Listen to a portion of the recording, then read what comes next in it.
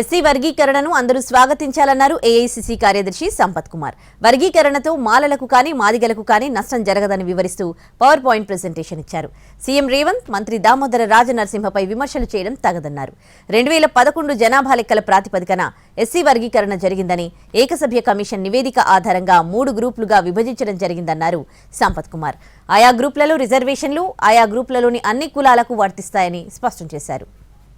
సంస్కారం లేకుండా చేసిన మన భవిష్యత్ తరాలను మంచి మార్గంలో తీసుకుపోవడానికి చేసినటువంటి ఒక పవిత్రమైనటువంటి యజ్ఞం లాంటి ప్రక్రియ ఎక్కడ కూడా ఓఎస్ఎస్ ఫర్టిలిటీలో సైన్స్ ఇంకా ఓఎస్ఎస్ హెల్ప్ తో ఎందరి కలలు నిజమయ్యాయి. In the good hands of science. Mummy daddy అవ్వాలంటే ఓఎస్ఎస్ కి కాల్ చేయండి.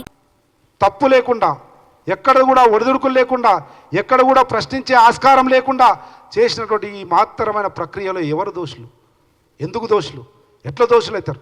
ఒక పవిత్ర కార్యక్రమంలో భాగస్వామి మన తరతరాల తలరాతలను మార్చడానికి చేసినటువంటి ప్రక్రియలో భాగస్వాములైన వాళ్ళను విమర్శించి అనవసరంగా అగౌరవ పాల్గొవడము, లేకపోతే ఈ పవిత్ర కార్యక్రమానికి కలంకం రావడానికి ప్రయత్నం చేయకండి. 0.01% కూడా ఎవ్వరికీ ఎక్కువగా లబ్ధి చేకూరింది లేదు. 0.01% కూడా